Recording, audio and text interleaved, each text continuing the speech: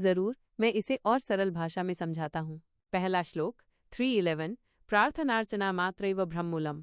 सरल भाषा में भगवान के सामने सिर्फ प्रार्थना करना और पूजा करना एक तरह का धोखा है। इसका मतलब क्या है? इस श्लोक में कहा जा रहा है कि हमें सिर्फ इसलिए प्रार्थना या पूजा नहीं करनी चाहिए क्योंकि हम कुछ चाहते हैं। भगवान पहले से ही सब जानते हैं कि हमें क्या चाहिए। अगर हमें किसी चीज की जरूरत है तो भगवान उसे हमें देंगे ही। प्रार्थना को सिर्फ खुशामद या चापलूसी करने जैसा माना जा रहा है। ये श्लोक हमें सिखाता है कि हमें भगवान पे भरोसा रखना चाहिए और सिर्फ अपनी इच्छाओं के लिए प्रार्थना नहीं करनी चाहिए।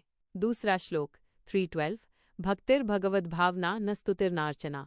सरल भाषा में भगवान के लिए सच्ची भक्ति उनके प्रति एक गहरी भावना है, न कि सिर्फ उनकी स्तुति करना या पूजा करना। इसका मतलब क्या है? ये श्लोक कहता है कि भक्ति का मतलब सिर्फ मंदिर जाना या भजन गाना नहीं है। सच्ची भक्ति का मतलब है कि हम अपने दिल में भगवान के लिए प्यार और सम्मान महसूस करें। हम भगवान के बारे में सोचें और उनके करीब महसूस करें। अगर कोई भक्त भगवान की स्तुति करना चाहता है तो वो कर सकता है, लेकिन ये भक्ति का सबसे जरूरी हिस्सा नहीं है। भक्ति का असली मतलब है भगवान के साथ एक गहरा रिश्ता बनाना।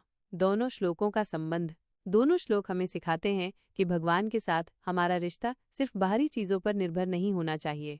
हमें भगवान पर भरोसा रखना चाहिए और उनके प्रति सच्ची भावना रखनी चाहिए। हमें ये समझना चाहिए कि भगवान हमसे प्यार करते हैं और हमारी ज़रूरतों का ख्याल रखते हैं। हमें भगवान के साथ एक गहरा और सच्चा रिश्ता बनाना चाहिए, न कि सिर्फ अपनी इच्छाओं को पूरा करने के लिए प्रार्थना करनी चाहिए।